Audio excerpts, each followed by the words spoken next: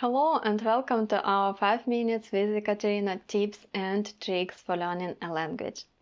Today let's talk about the materials we are using when we are learning the foreign language. It's very common for people to ask themselves if I should use the textbook written only in my target language, or I need to use the textbook which is created especially for the language learners, and it has the explanations in the language I know. And this is the question which is old like a universe. Probably it was created at the same time when they asked what was the first, the egg or the chicken.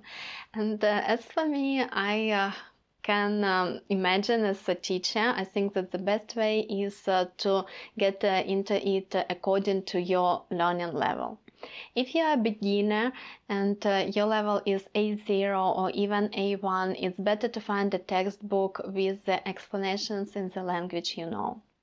And because you need to know which task do you use, especially if you are self-studying, if you don't have a teacher. If you have a teacher, the teacher can explain you things that are not there. But if you are learning all by yourself, even a very good textbook, for example, I'm always using Поехали with my students, and my students who tried to use it as a self-study book, they're frustrated because they don't understand what are the tasks and what is the goal in each task. And that makes them feel upset and demotivated.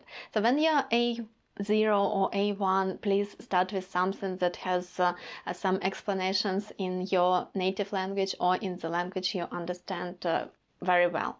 And starting from the next levels, the situation is a little bit more complicated. Obviously, if you are C1 or B2, please use the native only textbook, and even I would advise not using the textbooks that much anymore, but to use the original materials, to watch YouTube or any kind of videos, to listen to the radio, to read newspapers, the real ones, the real newspapers, the real books.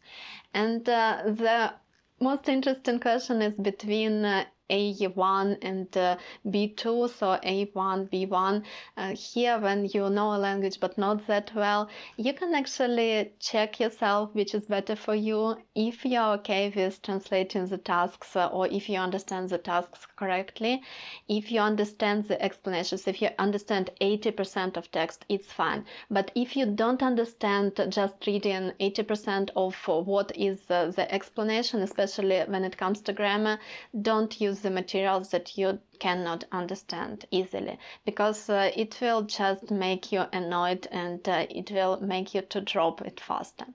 That's my idea. I heard different ideas. I heard the idea that you shall use only the books in your target language because it will help to immerse you in this language more. And I think it makes sense, but only if you understand what's written there. If you simply don't understand the explanation, it's useless to read this explanation. Again, if you have a teacher, it's a little bit different because the teacher can explain you everything, but it's not the case, you know. We cannot always realize that there would be somebody who will always explain things one by one.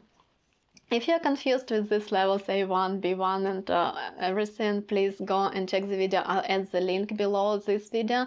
Check the previous one where I explained what is your language level and how you can check it. That's my point. Let me know your opinion on that, and don't forget about your likes. Subscribe for the channel. It wouldn't change anything for you, but it would definitely make me happy.